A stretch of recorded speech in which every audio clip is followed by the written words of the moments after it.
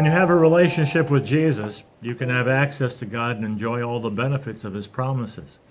If you do something that's intentionally against God's will, like not forgiving somebody, even though God said you have to, it's going to cost you. Most of you know the story, but I'll try and keep it short for those who may not have heard it before. I talked about anger, strong feeling of intense displeasure, hostility, indignation as a result of real or imagined threat. Forgiveness is giving up the resentment against someone and giving up our right to get even no matter what has been done to us. You know that I haven't seen my kids for decades. It's my fault. It isn't their fault. They say, well, how could those kids do that? Because if you go back to the resentment that I had when the divorce immediately happened, whenever my wife left me after 20 years, my mind snapped. One of my first phone calls, and this will make you laugh, was to a suicide hotline.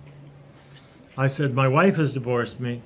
I want to kill myself. And they said, well, we can get you in on the 30th of the month or the 10th of the next month. I said, I want to commit suicide today. And I just said, F you, and hung up. You can't rely on people to do the right thing, but you can always rely on God to tell you the right thing to do. Well, God told me the right thing to do. Vengeance is mine, saith the Lord. But I didn't follow that either. I have to plead guilty. I was crazy. Is it possible that I could say not guilty by reason of insanity? Well, I actually had some insanity that lasted for decades. And the reason that the kids were so angry at me is the revenge that I got against their mother by, for the first few years, not sending any support money. Not the first husband that's ever done that. That cost them a lot.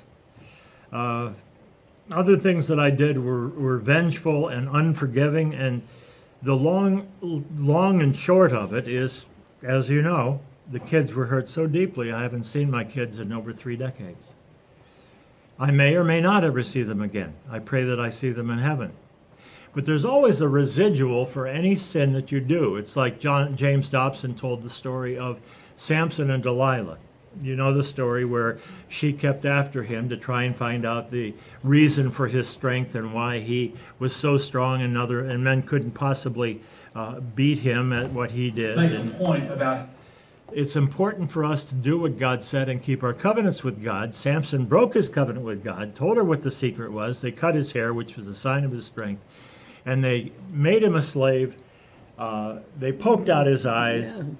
He got his relationship back with God, so much so that he was able to go to the temple and push down the pillars of the temple and kill all the bad people. But as James Dobson reminded us, it reminded me when I heard him tell this story, Samson was still blind. It was like 10 or 20 years later. I mean, yeah, he was forgiven for his sin. Yeah, he reestablished his relationship. Like in my case, I've been forgiven by God. I've reestablished myself as with a relationship with God. These sins are behind me, and God's forgiven me for those sins. But the residual of that is the separation from my family, which, as I told you, I started naming my kids when I was 7 years old. I knew there'd be a Bridget Brady and a Blaze Brady and a Brooke Brady. These are names that came to me when I was 7 years old, knowing that I'd be a daddy. So the sin that I committed by not sending the support money for a few years, I eventually paid it all. But Still paying. And I'm still paying, yeah, because of my sin back then. The court said, all right, yeah, you've paid all the support money that was behind, but there's interest on that. And so we pay now for the rest of my life support money from a divorce back in 1991. But that's something I wanted to just mention. It's consequence of not forgiving. There's consequence in not forgiving. I think we forget that. Sometimes if we realize if we don't forgive, we have the ability. Forgiving is not easy. Forgiving is not saying that it's right, that what they've done to you is right or wrong or whatever. Forgiving is the ability to let go and let God go ahead and take care of the situation. But to me, the biggest thing that I learned so quickly in life when I was just a teenager, when things were happening to me so brutal and things that happened. So most of you know I was gang raped, all kinds of things happened. I was almost killed. the thing was, is God spoke to me so clearly, and I was in the Word. Thank goodness I knew the Lord at an early age. And he literally would tell me when I would think of something, he says, forgiveness is mine. I'll take care of it if you'll let me. And so I had to realize if it's yours, remember I tell you things make sense to me. If it's his, then it's not mine. I mean, it's so simple. If it's his, it's not mine. And so I was just easy to believe, say, well, if it's yours, then I guess it's not mine. It sounds so simple. But when I let him take care of those things, he just said, okay, it's up to you. Doesn't mean it's okay. Didn't mean I didn't have boundaries. Doesn't mean that I accepted their behaviors if they're still doing it. Doesn't mean that you don't protect yourself. Do you see what I mean? It isn't, doesn't mean that I don't, forgiving and forgetting, that's debatable. I forget, but I'm intelligent enough to know not to get myself in that situation again. See, that's because if I did totally forget, I could just be dumb and go right back into it. So there's things that you do have consequences. And when I learned to forgive very quickly, and I realized something else. It was a choice. Forgiveness is a choice, and I get to choose it as an act of my will. I can say, God, when you don't know how to forgive, you just say, God, as an act of, you say I should forgive. Why? Because you can't forgive me if I don't forgive them. That's huge too. That's huge. Our prayers are hindered because if I'm not forgiving people, God can't forgive me. He can't hear me. In relationships like family or husband and wife, we have a connection. The two become one. If he's not hearing me, guess what? He's not hearing him. Okay, we're one in God's eyes. So what happens is you have consequences. And when you realize, I don't want the consequences that nature will give, but I can, as an act of my will, I would say, God, and when I didn't feel like forgiving, doesn't mean I always felt like it, but after a while it becomes second nature because now I forgive immediately. I don't get offended either. Why? It's an act of my will to not get offended. I know it makes it sound simple, but it is. I choose as an act of my will, God, I will forgive. You ask me to forgive, I choose to forgive.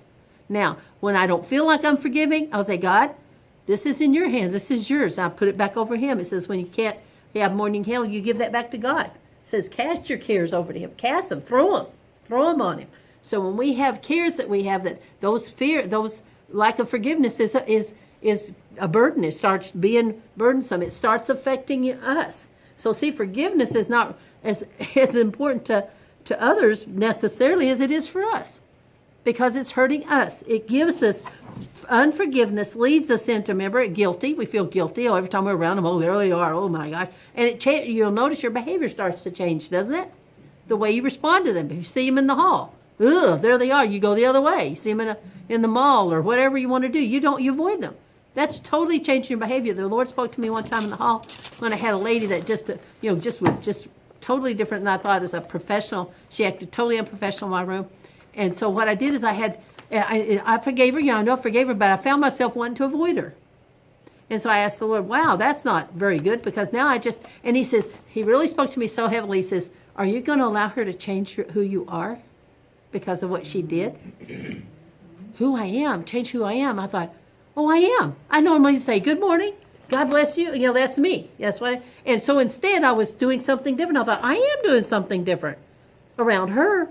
So I shouldn't. And he said, you're going to allow that much power? You're going to give her that power? And I never thought of it that way. I'm giving them that power over me. They literally are changing me. Does that make sense? They changed me. And I thought, I'm not doing that anymore. So the next day I said, I'm not going to do that. I'm not going to let her change who I am and the way I behave and what I do in a group. Because if she's in the group, I'm affected by her being in the group. So what I did is the next day I just say, good morning.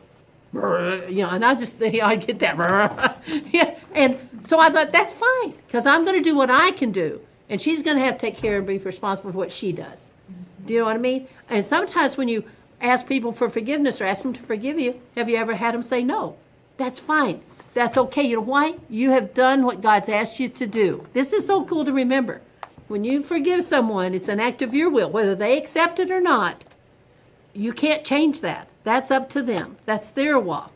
Okay? So you have to and then you just go on and do your life. It isn't that you're just going to rub them out. Does that make sense? Let them be what they are. You can't make somebody say forgiveness. Just because you ask forgiveness, not going to say, oh yeah, okay. And it's just like in fact, on the vacation that I had, I was telling Ed, I had visited my sister. And I knew that there was some kind of barrier, that she's younger than I am, there was some kind of barrier between us. And have you ever been around people and just something's not quite right? You may not have that, but I have. I can tell. I have a real discerning spirit, so I can usually read people very well. It's a gift. Discernment is a gift, and you use it over and over, and God gets it better and better. I can tell somebody's upset or mad, no matter what they're looking like to everybody else. It's just the way I am. God's given me a gift for that. So with my sister, I'd always thought something's not right, and I'd always ask her, "Are you okay?" or whatever. I'd never get an answer, and then I couldn't read her. Well, an incident happened there, and we've confronted it, and I said, she'd said something. I said, "Absolutely not. I'm not going to let you believe that." And I just said, what you're saying is incorrect. And what I found out, it was so amazing, and this may be what Ed's example was about. She had a thought, and this incident happened to her 30 years ago between her and I. 30.